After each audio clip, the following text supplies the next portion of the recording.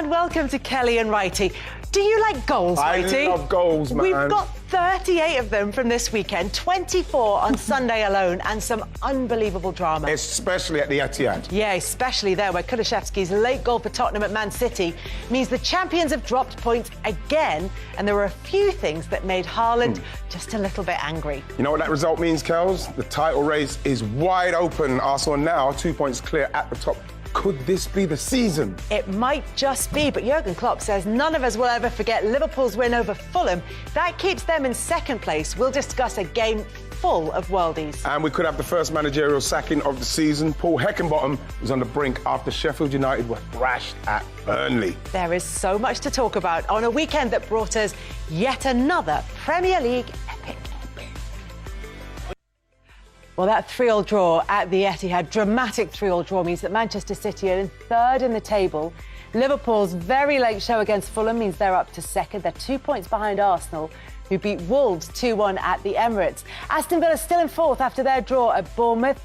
Newcastle leapfrog Manchester United after they beat them at St James's Park. And at the other end of the table, Sheffield United are rock bottom after they lost 5-0 at Burnley. It is being widely reported today that manager Paul Heckingbottom will be sacked. Of course, we're across that and we'll keep you up to date if anything does happen. Everton's win at Nottingham Forest, big one for them. It moves them up into 18th. It means they're 2 points behind Luton, who lost again, this time at Brentford. And there's no time to catch your breath. There are 10 more Premier League fixtures this week. It's all to come.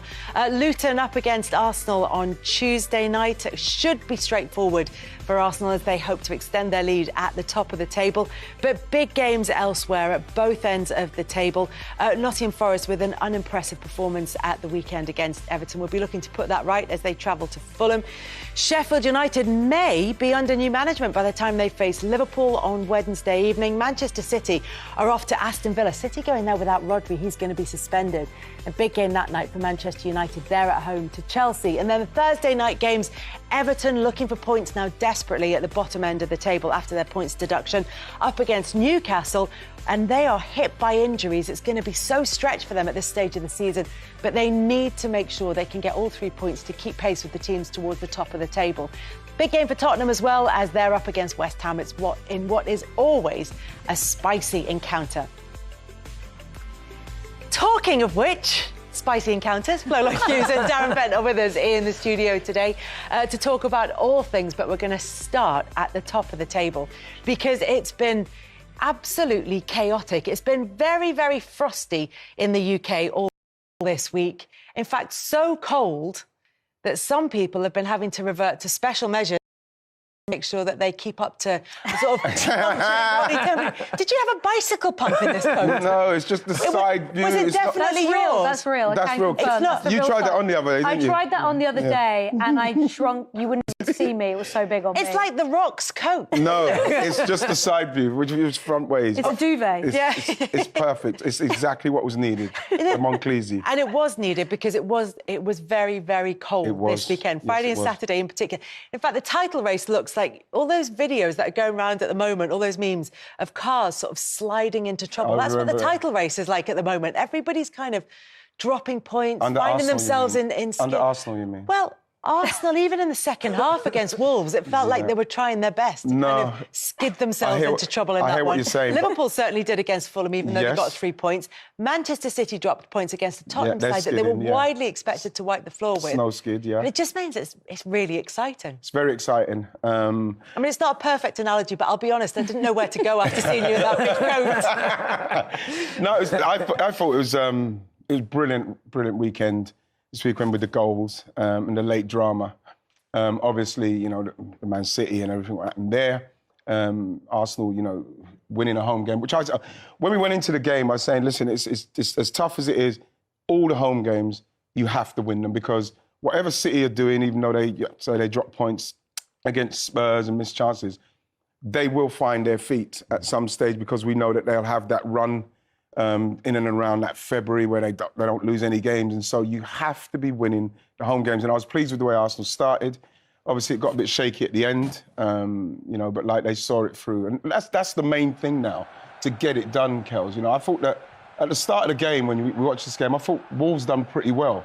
But then it was this just brilliant, intricate play from Arsenal, and you broke them open. And what normally happens with Arsenal is that with that low block, they find it very hard to break it down. But they did. They broke it down very early, and they got themselves in front. Great play, Zinchenko moving it quicker on the edge of the box, moving the Wolves players about.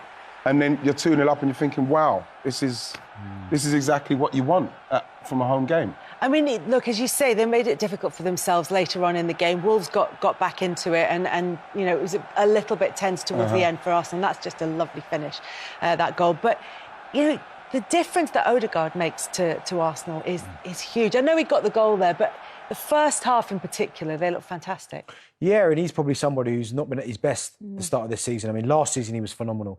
For me, the best number 10 in the league last year. This season, definitely, people maybe got a little bit tighter to him, haven't given him enough space, and he struggled a little bit. But certainly now, the last couple of performances, certainly in Europe, and then that one at the weekend in the first half, he is starting to get it together again. He's so vital to what Arsenal do well, getting him the ball, little passes. He always seems to choose the right option, whether it be a shot or a pass. Through those lines. The little break of the lines as well. I mean, he's been phenomenal. But again, Arsenal, just ticking along nicely. I still don't think they've hit the heights they hit last season. There were times last season I thought the football they played was outstanding. I don't think we've seen that yet, other than the European game in the week. But I don't think Lons were that great. I think they've had to sacrifice a little bit offensive to be a bit more solid defensively. They'll flow what I've seen, because you know, if last season, what was it, 14 times they scored like in the first 15 minutes. But what else they were doing in those first 15 minutes, they would easily concede as well. And I think that's what Mikel's kind of tried to change, tried to shore it up, to start fast but not leave the back door open. I think that's what we've done. He's closed up the back door. It's definitely lower risk, and I think that's important because, a big part of the way Arteta wants to play is be aggressive quite early and get those early goals. But I agree with you. I think they were losing some of the solidity at the back, and then they were making things difficult for themselves. And I do think, although there are moments this season that haven't been, I think that second goal was kind of quintessential Arsenal. But there are games which have been a little bit tougher, not the best thing to watch. I think the Brentford game was a prime example. And Odegaard has been off it in matches, and he was starting to feel the pressure. But then at the same time, Arsenal fans can probably feel positive about the fact they're still creating a lot of chances that they're not putting away. And if that starts to click and Nketiah finds that form of rhythm that he can tap into, and they share the goals a little bit more, Jesus as well, then they'll be even better. But to be where they are and still not be at their peak is definitely reassuring, because sometimes you have to win ugly. That's just the reality of the Premier League. And that's what Manchester City were hoping that they were going to be able to do against Tottenham. They kept giving Tottenham the opportunity to come back into that game. It led to a very frustrating evening for Manchester City, capped at the end by the decision by referee Simon Hooper. So there's a foul here. It's against Newcastle, and correctly, I think everybody would agree, he decides to play against Tottenham correctly to play the advantage. But then he seems to see Jack Grealish in possibly what he thinks is an offside position, and whereas we normally see them let that go and bring it back if, you know, VAR then looks at it and decides it's offside, he then blows the whistle to stop the game.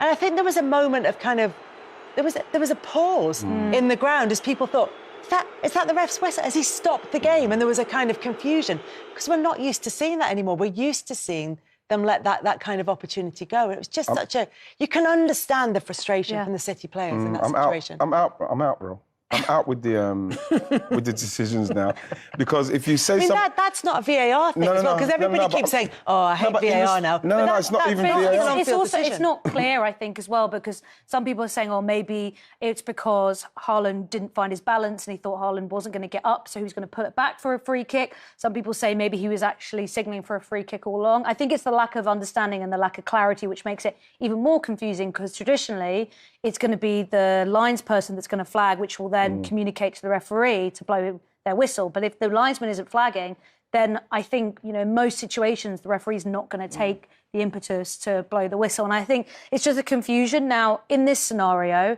City really had a lot of opportunities they didn't stick away, which is the real reason they didn't win this game. Not necessarily this single mistake, but it still is a mistake and it pulls the focus away. But like Ian said, you get lost in that decision and it takes away from the real scenario of the game. And the scenario was that City had the opportunity to win it, and they didn't. Yeah, papered over some cracks there. Like I said, I'm not going to really comment on that side of it, simply because I feel that I done a game on the other which side of it? On the refereeing side of it? Yeah, because like because you're done with. I'm done. I'm done because you can't win with the conversation. If you don't say something about the referee, people say, "Why didn't you say something?" If you do, people say you're picking on them too much, so you can't win. So what I was going to say, Kelsey, is that fair criticism, I think, is reasonable. I think to say that was a bizarre decision, yes, and one that we wouldn't normally see. It was an unusual decision. I think that's we've seen big injuries to players because the referees haven't blown the whistle. So, but in that instance there, where he's got, I don't understand. It's consistency. I think the problem that's the problem. It's the consistency. Just let it go. We've seen players go through, them not blow the whistle, they get injured, and then they go, okay, it was a foul on the halfway line. We'll just blow the whistle then. In this instance, he doesn't do that. We know he does that. Doesn't allow play to go on, and that's where people and everyone associated to football get so frustrated. Because where's the consistency? You want people to give referees and the VAR a little bit of slack, and that's fair enough. But then you've got to then show a level of consistency if people go, okay, well, look, they're at least trying to do it. In that scenario there was no reason to wave on and then blow the whistle. It just didn't make sense to me. And I think there's a reality of the situation, right, which is we've seen this season some objective mistakes that have happened around VAR. You know, there's been some examples of that. And then there's been some more subjective situations that coaches and fans and players have not been happy with. And you have to talk about them differently because this seems like and feels like an objective mistake, right? You see the situation, you think, OK, but there are other ones which are a bit different and they're a bit more 50-50. And I think you can't look at them with the same lens and the same criticism. And there also has to be an acceptance that officials, unfortunately, can't be perfect all of the time. But it's the level of the mistake and how it impacts the game, which is the biggest context you've got to consider. I think we've got to give credit to Tottenham because as much as everybody was saying, you know, is he going to play that high line? Are they going to go for it? They've got players missing. And Tottenham, you have to say, and you rightly said, they missed a lot of chances, City, which they normally take. But Tottenham stayed in that game and rode their luck. And what we saw was clinicalness from them. You know, clinical from Son, clinical from Lo Celso, and in the end, Kulusevski scored the goal. And what is great about this season is that a team like Tottenham will go there without some of their top guys and have a go. You know, not go and say, right, we're going to stay back and definitely maybe lose the game because you're trying to defend, but they're going to have a go at them because at the moment there is a fragility about Manchester City, especially on that left side. You know, if you've got, especially when they had Kovacic over there, you've got Doku over there and Gvardiol.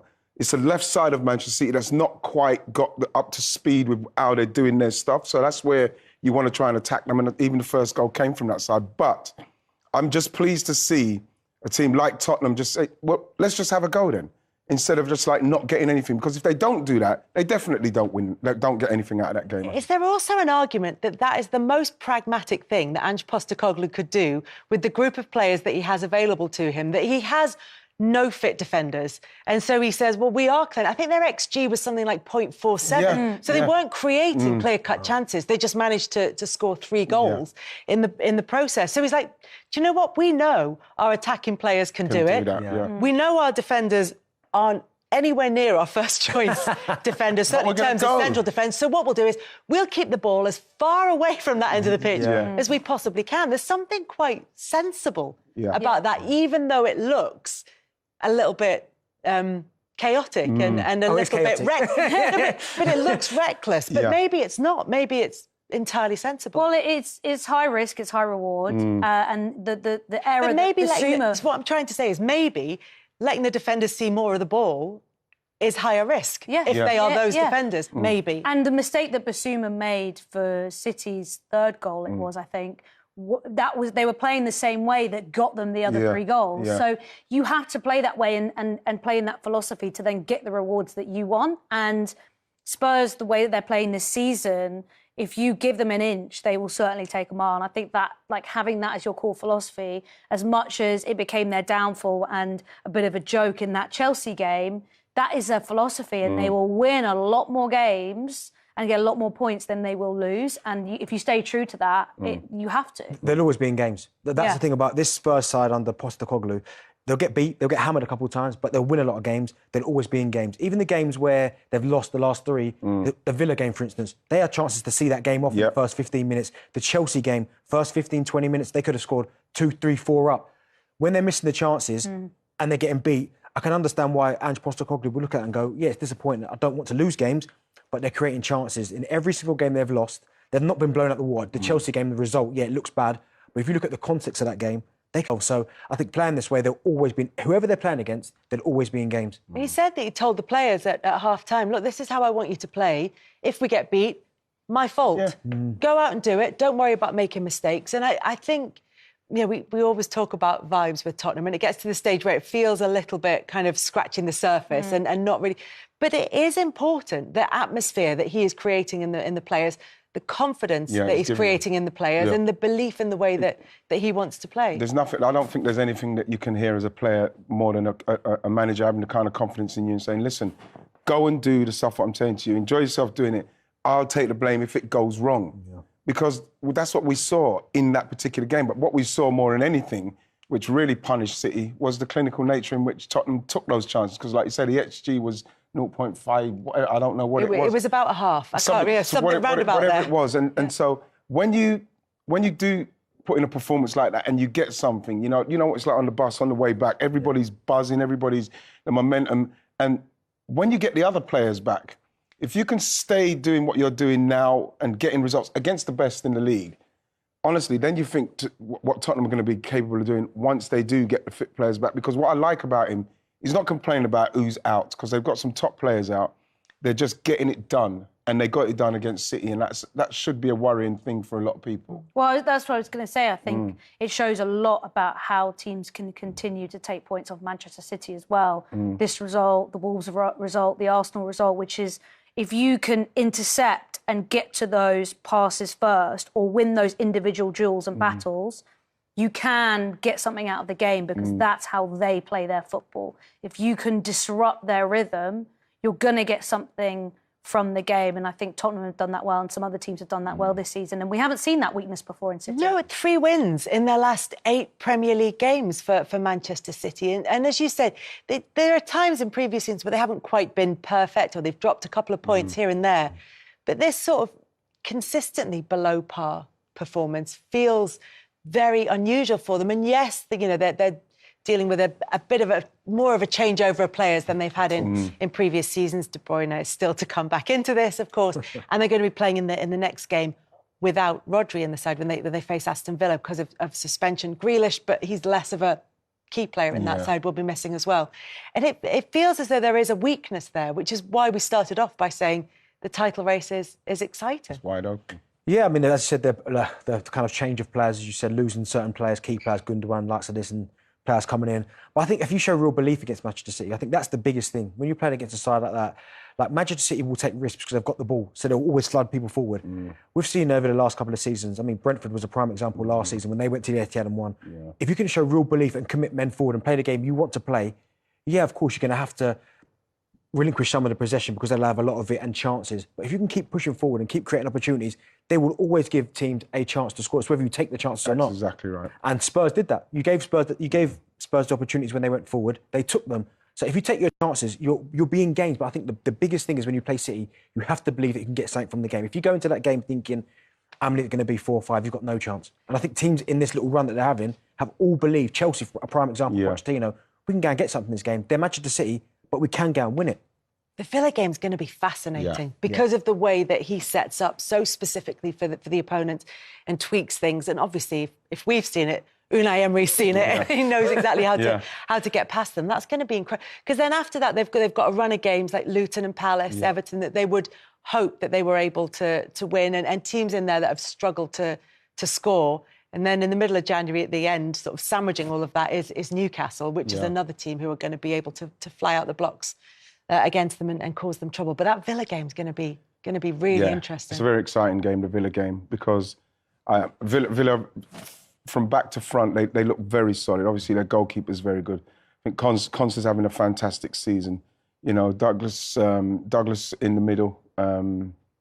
What's Douglas Luiz? And Kamara. You know, Leon Bailey saw him the other day looking unbelievable. And then Ollie Watkins is now starting to score those goals and being that focal threat that we all believe he can be. All he needs to do for me now, Darren, is just score more, just consistently, just continually score more goals because he looks very dangerous. And it will be a game Aston Villa will fancy against the Manchester City side, especially with no Rodri, with the fact that if you can take the chances, like you said there, Darren, if you can take the chances, Kels, against City, it brings a whole different City to you, simply because they still have to come forward, but they still are leaving gaps that if you can take the half chance, you will beat City. And this is what I'm believing this season, is that people are now believing, you know something, like Tottenham went there with a weakened side and said, you know what, we're gonna roll the dice. You know, we're fortunate because they missed some chances, but in the end, it paid off. And that is what teams have got to do against City. And I think that it's going to be very exciting.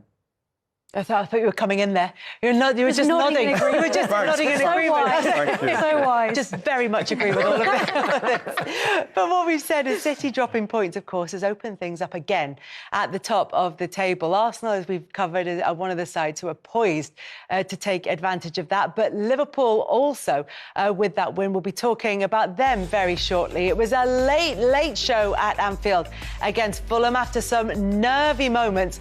Well, look, as you've been saying during the break, it wasn't necessarily a commanding, convincing performance from Liverpool, but it was exciting. Always exciting at Liverpool, especially with their home record. You know, you could see that Liverpool, the press is not as good as it was. You know, something that, you know, they used to be amazing at. It's not as what it was. And the midfield's starting to get sorted out, and then the defence as well is still a little bit creaky. But at Anfield, it just feels very difficult for a team to feel like they're going to be able to win, because something happens, and I don't know. Now I'm talking about witchcraft. You know, in respect of Anfield at home. You know, you're Fulham. You go there. You score 3 goals. You're thinking 3 goals away from home, you're going to win. But like not at Liverpool, not at Anfield, not that crowd. It's amazing. And 4 brilliant goals as well. Every single one of them. How can they not give that first one to Trent, like saying that this is an own goal? Look at that. Yeah, that's ridiculous not giving him that goal. I don't know if that's coming out if it doesn't hit his head. So what about that one? Wow. That one from McAllister. And his first goal as well for Liverpool. Yeah, it's just an amazing finish for him in the Premier League. Mo Salah involved in that one, but he'll be upset not to get on the score sheet. Oh, it's livid.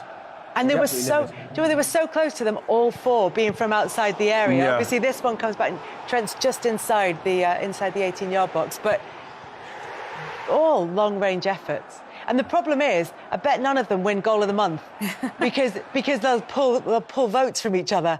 Those goals. Which one would you go for if you had to pick one of them? Which one would it be? I would have given McAllister. Trent's free kick, but that doesn't really count. McAllister? Probably McAllister. No, McAllister actually, because the way that travels is an absolute bullet. It's a beauty because it was on its way up. It's bouncing, it's on its way up, and it kind of caught it a little bit on the, you know, it's beautiful. Yeah. It's a beautiful one.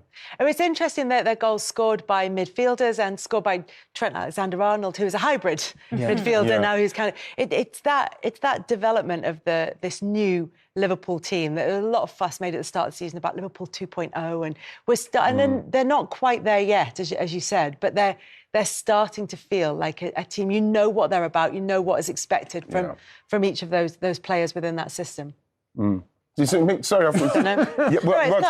It's not what you hear from me. No, I thought he was looking over there, Kel. No, Kel's like, no, I hear you. In respects of what they're doing and what they're trying to do, like you're seeing Darwin Núñez now, Diaz and Salah, even though Salah didn't score, or Darwin Núñez or Diaz, none of them scored. The fact that they can get goals from other areas of the pitch now is another thing they can put in there, they can add to their armoury, simply because it's probably going to be those 3 guys, Salah, Núñez and Diaz, who are going to get the goals. But if you can get them from other places and you've got this never say die, and you've got your midfielder putting pressure on people, getting forward, scoring goals as well.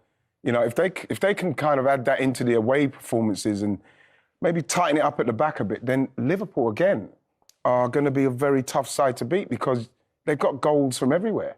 They're getting goals from everywhere now. All the midfielders and people are chipping in now. And the 3 guys up front. I think they've got a lot of firepower, as you said there. I think that's what maybe separates them. Maybe not from Manchester City, but Arsenal, who were thereabouts, good players.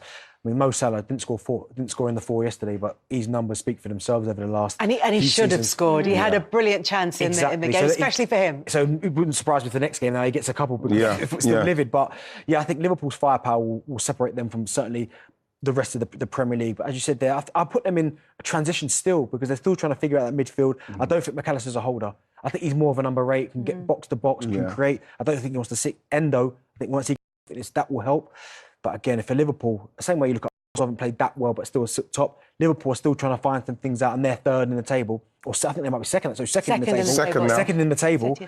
Again, that's a positive for Jurgen Klopp because once they do hit fire and they do get to where they need to be, they're going to take some beating as well. And we're joined now by Harvey Elliott from Liverpool. Harvey, thanks so much for your time. Good to talk to you. No problem. Hi, how are you? You okay? All good, all good. Harvey, we're just talking about the win, and obviously Liverpool would want to win every game comfortably. But if you're not going to win it comfortably, is that maybe the second best way to win a game? Yeah, I mean, I don't think it's the best way of doing it. That's for sure. But I mean, at the end of the day, we still got the 3 points, and we made it an interesting game for everyone. And it's what football's all about, in my opinion. But yeah, as I said, it's not our main goal to do it like that. But yeah, most importantly, we won. Was the manager upset about the goals conceded? Did he say anything afterwards about the conceding goals? Yeah. You know, I think as a team we knew as well that the goals we conceded weren't good enough. It's not, you know. It was a hard game, you know. Fulham made it very hard for us, and yeah, the goals weren't, as I said, good enough. But the way we came back and the mentality, I think you couldn't really complain about that. But we did make it hard for ourselves, that's for sure. And we were just chatting there about the goals. Every one of them was fantastic. 2 of them scored by midfielders. 1 of them scored by what we're now calling a hybrid midfielder in Trent Alexander-Arnold. Obviously, you might have mixed feelings about midfielders scoring because it's your place in the team. But have you talked about, with Jurgen Klopp, your role in this midfield, this new look Liverpool midfield this season? Yeah, I mean, we've had brief conversations here and there. You know, I've played Europa League and the Cup games in midfield and on the wing as well. So for me, I think it's just about waiting for my opportunity, you know, and just making sure I take it. But yeah, for me, I'm just over the moon for all the other lads to see the goals fly in yesterday and how wonderful they were as well. I mean, everyone has to chip in and score here and there. It can't always be the forwards, and you know, when people are popping up with 35-yard screamers, it's I mean, it's just a great game to watch. Yeah, so you know, we're all practicing and training and stuff, and making sure, as I said, it's not just the forward scoring. We need to make our part, and that's exactly what we done yesterday. I was just wondering, Harvey, did you have a favourite of the goals? And did anyone surprise you, especially McAllister's? Has he been doing that in training, or was that a bit of a shock? You know what? I spoke to him today, Macca, and I said, where's that come from? And he said he normally pulls it out once a year. So, I mean, he saved it until December, which is good. So hopefully we can see it in January next year. But yeah, I mean, all of them were unbelievable goals. Yeah, and I mean, the way we won, and with Trent securing it at the end and getting the 3 points, it was just, you know, written in the stars. We spoke about, obviously, the 4 goal scorers. Someone who didn't get a goal was Mo Salah. How was he feeling after the game? Because I know strikers, if the team scores 4 and he isn't happy, he's not happy. So how was he? Yeah, you know, I mean, Mo, he always wants to score. He's always wanted to be on the score sheet, but I mean, he got an assist as well, and yeah, even if he has a quiet game and not scoring, he's always popping up with, you know, stats here and there, whether it's an assist or something, and you know, he's always making sure he's there somewhere. But yeah, as I said, he weren't the happiest, but I think he was, you know, just happy to win. You know, the team played a great game and secured the 3 points. And as I said earlier, it can't just be the forwards that score. We all need to chip in, and you know, it might not be Mo's day, but the other boys turned up and, you know, they delivered. Harvey, so often over the last few seasons, barring a couple, including the one that Liverpool won the Premier League title, it's been very close seasons with those notable exceptions.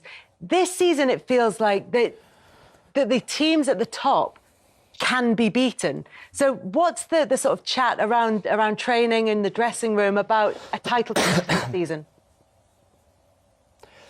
You know, we're not really thinking that's too far ahead. You know, there's still a long way of the season to go, and unbelievable teams within the league as well. So you know, it can change instantly. We just need to keep taking it game by game and making sure we're putting in these performances. You know, teams can be beaten in this league, but you know, every team thinks the same. Whether you're, you know, a bigger team at the top or, you know, kind of lower team that's struggling at the bottom, everyone has the quality within the team and great players. So we can't be, you know, unmotivated for games. We always need to be going in 100% and making sure we do the job. But yeah, as I said, it's too early to be thinking about that. We just need to be taking it game by game. But you know, it's definitely in our minds at the start of the season, and we'll try our best. Which makes the game against Sheffield United that's coming up really interesting, because there's the possibility that they could be under new management for that one. We don't know anything for definite as yet, but suddenly it's a slightly different challenge that you're going to be facing. Yeah, you know, definitely for them being at home, the crowd are going to be on their back, wanting a reaction, and you know, we're going to be needing to try and silence the crowd, and we're going to expect that. Whether they have a new manager or not, you know, the team's going to come out fighting and want to put things right. So for us, as I said, it's just about, you know, making sure we do the job and going into the game thinking, you know, we need to get the job done here and not take the foot off the gas. We need to do the job professionally, and you know, the lads know this, and we need to work on these, you know, next couple of days as a team and see what they do, and then, yeah, apply it into the game. Harvey, we started off by talking about the quality of the goals in the game at the weekend. We're going to take this as an opportunity to show your Premier League goal for Liverpool as well, so we can have a look at this one. Obviously, it comes at Anfield, and it's such a special place to play football, and it's been so successful of late as well. We're looking at your goal in the 9-0 against Bournemouth. Again, it's another long-range effort. The belief, especially when you're playing at home, must be incredible. Oh, you know, it's a dream since I was a kid. You know, you go in the back garden pretending you're at Anfield, scoring in front of the crowd, and for me, I was celebrating in front of, you know, my neighbour's fences, and then I went to celebrating in front of the crowd. Yeah, I mean, scoring any goal for Liverpool is a dream come true, but let alone at Anfield, it's just that extra buzz with, you know, your family in the crowd. And for me personally, it was such a special goal as well. So yeah, it just, you know, made it that extra touching. But I feel like I need to do more, to be honest. You know, I've scored one in the Premier League. I need to add more goals to my game, and you know, it's motivation as well to keep regaining these feelings, and yeah, as I said, it's something I've been trying to work on and need to add more, and yeah, I need to start doing it. Harvey, look, really good to talk to you. Thanks so much for your time today. My pleasure. Thank you very much, guys. Take care. Take it easy. Thank you very much. Really interesting hearing from He's Harvey a nice guy, there. You're a nice guy. You say that every time. No, but he just sees a little smile and everything. Yeah, I like him. He's yeah. your new favourite. But the thing is, he's somebody that the potential that he's had. He obviously had that injury and everything, what he had. But like as a player, and the way he sees the game, he's passing. You know, his mobility. You know, the capability. Like he said, he's got to score more goals. He again is somebody that, you know, if he can get to where he's anywhere near his potential, again, Liverpool's got a real proper player on their hands there. You know, so I'm really excited for him. Yeah, he's only 20, and Exactly. there's a lot more sort of developing to do. And as he said, he's a Liverpool fan. When he scored that goal, I think the scenes of his dad celebrating in the stands went viral because he saw his son score at Anfield. So it's been a big moment for him. And as he said, playing at Anfield has been so good for Liverpool with 11 wins in a row. If I said to you the difference between Arsenal and Manchester City is when Manchester City go 2-0 up after 10, 15 minutes, they win 5-0, don't they? They absolutely smash opponents. Arsenal still have that little bit of complete domination, 2-0 being a difficult lead and all that malarkey, and then a goal comes back and there's a nervy last 10 minutes. Is that where Arsenal still need to improve? Yeah, possibly. And everyone always talks, when you talk about Arsenal, they haven't got an out-and-out goal-scoring striker that can put teams to bed. And you say, going 2-up after about 15 minutes or something yesterday, you know, Man City or even Liverpool probably would have been 3-4, 5-0, you're thinking. But 2-0, they get the goal back late, don't they? Only 5 or 6 minutes to go. But it makes the nervousness within the team and also the stadium. So everyone's going, can they get a late equaliser? Wolves? But they managed to hang on, and Arteta's obviously happy after the game. Yeah. They won the last 5. And when you look at you would expect them to win the last 5. I mean, it's ridiculous to say a team who are top of the league are under the radar, but all the chat's still about Man City. And all the chat really is about the nearest challenger to Man City is probably Liverpool in most people's eyes. Yeah. Yeah, but do you know what I mean? Maybe because they're not playing with quite the fluency of last season, and we know we've discussed why, because they want a bit more control. I think what I would say from the Lens games when they won 6-0 with 6 different scorers, I'd done the comments with me and Joe Spate on the game against Wolves, and for the first 45 minutes, Arsenal were like Brazil. I've got to say, I thought they were unbelievable. I thought Ødegaard was sharp. Saka's been sharp since the start of the season, but he was brilliant. Trossard in midfield. Declan Rice was just magical in that position. Saliba and Gabriel, they played really, really well and should have scored more goals. So I find it a little bit hard to criticise the performance for 45 because they were that good. It was the first time I think the crowd were really at it as well. The players responded to the crowd and vice versa, and they were great.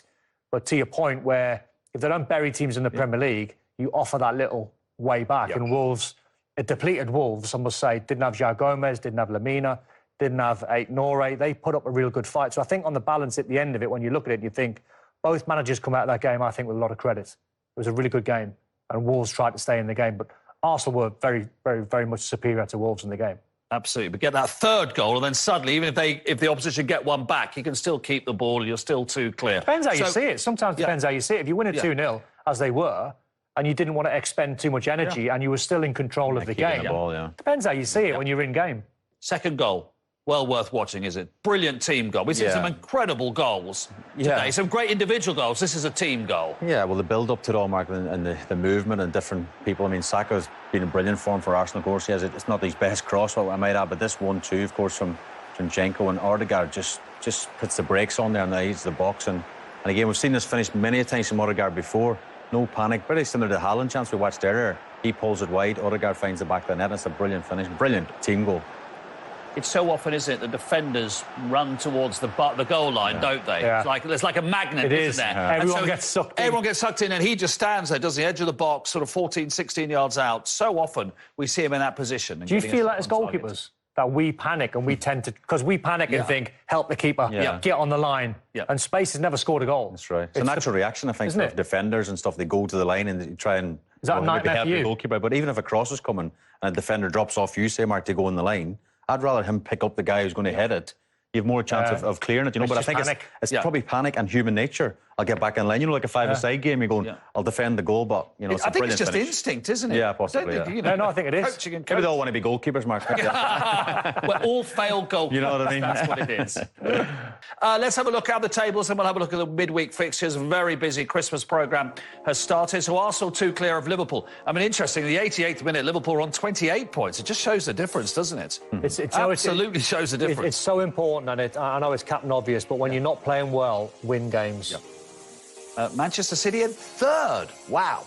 No panic there. They're having a bad time, Mark. They're having a bad time. Only one game behind. Only one game behind, yeah. No panic there. Tottenham fifth. Newcastle in Villa, though. After Villa. Manchester United. Villa still fourth. Still in the top four. Still in the top four. And Tottenham are resting those 3 defeats in a row with that very good draw at Manchester City. Let's have a look at the bottom of the table then. The asterisk against Everton for the 10 points deducted. So Sheffield United having a pretty miserable time. Burnley 7, Everton 7, Luton 9, and then Bournemouth and Nottingham Forest on 30. So are we saying from Forest down? For me, definitely. Yeah, same. Definitely. I think the bottom, I think the 3 that came up, I really do, will go down again. I think it's too big of a jump for all of them. And obviously Everton, as you said before, they're in the mix big time because of that deduction. Yeah. And as we said, they just have to think we are on 7. It's not going to change. Let's have a look at the midweek fixtures then. We've got games Tuesday, Wednesday, Thursday. The league leaders, Arsenal, go to Luton on Tuesday, and it's Wolves against Burnley. On Wednesday, Manchester United, Chelsea. Not that long ago, that was like first v second. That's spicy. Manchester United, Chelsea. That seems spicy. Oh, yeah. Well, also because they're both struggling a bit to find some form and to get going. Tottenham-West Ham is always London derby there. Very lively game. And Manchester City go to Aston Villa, so two of your former clubs. Yeah. Doku came off. We don't know whether he'll be missing. Rodri definitely missing, and Jack Grealish definitely missing because of suspension. When Rodri got sent off and was suspended, they didn't win the next 3 games. Yeah, it's madness. Sorry, the league 3 games overall. And Jack as well. Jack, I feel for Jack watching the game earlier. Kicks the ball away and gets a yellow card. We know that's a yellow card now. Yeah. But Jack would have loved to go back to Villa Park and you know, obviously just on the back of the treble as well, because he got a bit of stick the last time he went there, so he's going to miss out as well. It's a blow for him. So now we're in December, running into New Year, FA Cup. Inevitably, you get a few odd results, don't you? Because there are so many games played in such a short space of time. This is where, whether you're at the bottom of the league, as I said before, and you can try and grind a couple of wins back-to-back, you can get yourself out of immediate danger. If you're a team from 8th or 7th upwards, if you can go back-to-back wins, you're pushing towards Champions League spots. And I think December, coming into January, is about staying in touch. Football, and that's exactly what we've got. Derek Ray here on the commentary box, joined as always by former Arsenal and England fullback Lee Dixon. And we can't wait for this one to start with justifiable cause. It's Wigan Athletic up against Tottenham Hotspur. Well, thank you, Derek. Glorious atmosphere here. Really looking forward to it. The fans are too. The players look like they're up for it. This could be end-to-end. We could get goals today, Derek. A Spurs free kick it's going to be.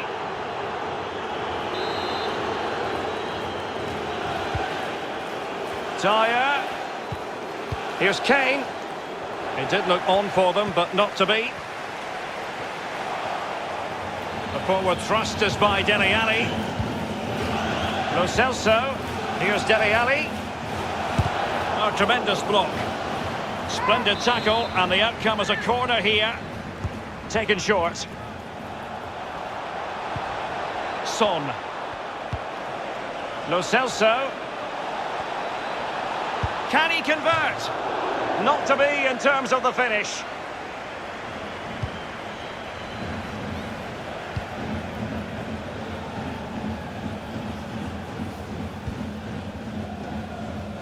Well, the man who captained England to a 4th place finish at World Cup 2018 while winning the Golden Boot, Harry Kane. Goal. Opportunity it is. Can they keep it out? Well, they can keep possession now. Well, we've had a decent start to this game. I thought we were going to get a first goal then, but goalkeeper had other ideas. Son. Is it going to end up being productive for them? Good vision. Can he get onto this? And on the volley, that's not exactly how he intended to catch it. Well, it's worth a chance. 1 in 10, it goes in the top corner. 9 out of 10 goes where it did do. And fed forwards. Oh, surely. And with that, they've thwarted the opportunity. Aurier. Well, they're doing a fine job of applying pressure here, not giving their opponents time to think or get out of their own half.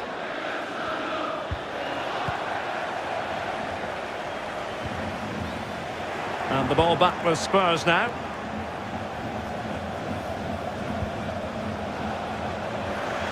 Real chance. Clean through he was then, but he's fluffed his lines, Lee. Well, he just put his head down, Derek, and hit. And a blunder by the keeper. Kane! Well, taking on the shot